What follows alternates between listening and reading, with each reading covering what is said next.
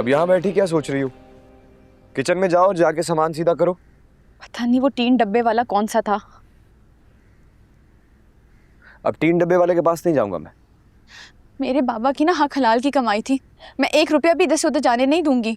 बता रही हूँ, बाबा की किताबें बेच दी, अम्मा की तस्वीर औने पौने बेच दी। जब तक मैं सारी चीजें इकट्ठी नहीं कर लूंगी ना, मैं चैन से बैठूंगी नहीं। वैसे बड़े अफसोस की बात है, कब से तुम्हारे साथ मुशक्कत कर रहा हूँ, एक प्याली चाय की भी नहीं पूछी। अब देख तो रही है, मेरा सब कुछ लुट गया। उन कमबख्तों ने राशन तक नहीं छोड़ा। और आप मेरे इतने काम आए, मैं आपको थैंक यू बोल दूंगी। ऐसे भी बाबा कहते थे मुसीबत ज़्यादा लोगों के काम आने से ना बड़ा सवाब मिलता है। देखो सुंदरी, तुमने यहाँ अकेला रहना है। मेरा ये मशवरा है कि महल्लेदारों के साथ बिगाड़ना मत। तो क्या तन्हाई के डर से मैं अपना हक छोड़ दूं? वाह, क्या मशवरा दे रहे हैं आप। मर्जी है तुम्हारी, मैं तो बस चंद लम्हों का मेहमान हूं। तुम अपने मामलात को बेहतर समझती हो। आप अभी चले जाएंगे? जाना पड़ेगा। 3 डब्बे वाले के पास हरगिज़ नहीं जाऊंगा। अगर आपके बाबा का सामान 3 डब्बे वाले के पास होता तब तो जरूर जाते ना।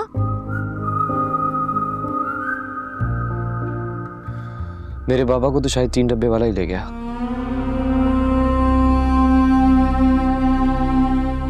आपके बाबा कहाँ हैं? बाबा तो मिल गए, बस नाम खो गया। ये क्या बात हुई?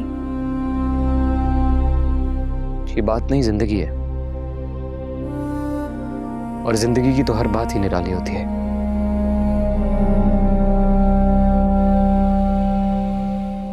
अगर हो सके तो कोई चादर डाल दो, ड्राइव कर करके मेरे। हाँ, मैं चादर बिछा देती हूँ, आप ना थोड़ी देर सो जाओ।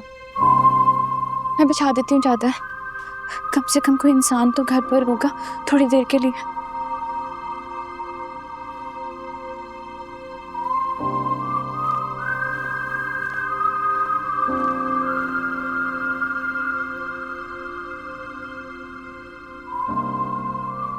अकेलेपन से घबराती हो? सब कुछ नया है ना मेरे लिए। बहुत प्यारी होती है ना नस्ल साहब जान। मेरा भी दिल कहता है कि मेरी नस्ल कहीं जिंदा है। मर गई थी वो पैदा होते साथ ही, जान छोड़ दो हमारी। पैदा हुई थी? मेरे यहाँ बेटी पैदा हुई थी? तुम लोगों ने तो कहा था कि मेरे यहाँ बेटा पैदा हुआ है। और था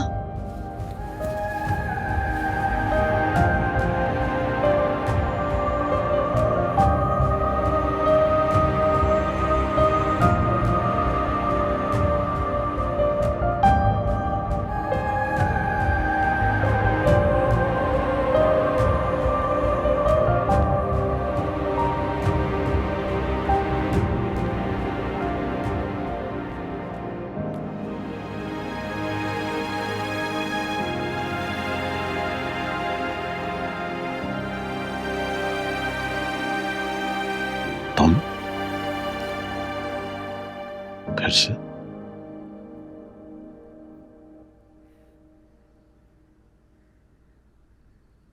तबीयत तो ठीक है ना? जी रही हूं। देखो खुर्शी, यह किस्सा बहुत पुराना हो चुका। तुम्हारे घर बेटा हुआ था या बेटी, जिंदा या मरता, ये सब बातें अब दफन हो चुकी हैं। बेहतर यही होगा कि तुम भी माजी से जिंदगी में वापस लौटो। अपने इस होल से बाहर निकलो, देखो, समझो, तुम्हारे पास रब का दिया सब कुछ है। और अगर तुम कहोगी तो मैं तुम्हें स्कूल खोल देता हूं। तुम अपना स्कूल चलाना अपनी मर्जी से, लेकिन अपने माजी को बुलाकर देखो, इस जिद का कोई फायदा नहीं है, वक्त गुजर चुका है। लेकिन हकीकत? कौन सी हकीकत? हाँ, कौन सी हकीकत? हकीकत सिर्फ यही है कि तुम मेरी पढ़ी लिखी बहन हो। हमारे मंगेतर की एक एक्सीडेंट में मौत वाक़ई हो गई और उसके बाद इस खानदान के रस्म के मुताबिक तुमने अपनी सारी जिंदगी उसके नाम कर दी। मैं तुम्हारी बहन हूं, इसलिए तुम्हें बद्दुआ नहीं दे सकती, लेकिन मैं इतना जरूर कहूंगी कि खुदा करे एक दिन तुम्हारा ज़मीर जाग जाए और ऐसा जागे कि फिर तुम्हें कभी सोने ना दे। मैं तुम्हें समझा रहा हूं, मैं इस वक्त तुम्हें बैठ के समझा रहा हूं, तुम्हारी बेहतरी की बात कर रहा हूं। अब तुम तो मुझे बदवाएं दे रही हो अपने भाई को, जिसने बहन को हवेली में रखकर कोई गलती कर दी है। गलतियां तुम तो भाई होकर भी मेरे अपने न बन सके, और जो मेरे अपने थे उनको तुमने मुझसे जुदा कर दिया। इस हवेली में तुम्हारी मर्जी के खिलाफ एक पत्ता भी नहीं हिल सकता। तुम अकेले वो वाहिद गवाह हो जिसको पता है कि तुमने मेरी बेटी के साथ क्या किया, उसे कहां छुपा के रखा इतने साल। एक माँ के ममता से मत खेल खेलना, वरना तुम्हें ऐसी हाय लगेगी कि तुम्हारे पैरों के नीचे से जमीन तक खींच लेगी। अपना मुंह बंद रखो। आज तक किसी की इतनी हिम्मत नहीं हुई कि जांदाद के मुंह पर बैठकर उसे फतवाएं दे। तुम्हारी जगह अगर कोई और होता ना तो उसकी जुबान खींचकर चीले कौवों के आगे डाल देता।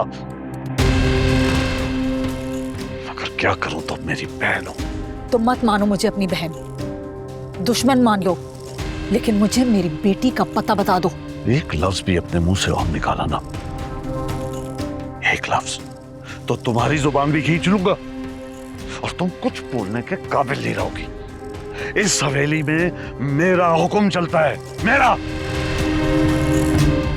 यहां के रहने वालों का ना कोई माजी है ना मुस्तकबिल, सिर्फ हाल है। और मैं जहादात पीर अली उनको जिस हाल में रखूंगा वो उसी हाल में रहेंगे, समझी तुम? और ये सब कुछ कहने पर तुमने मुझे मजबूर किया है।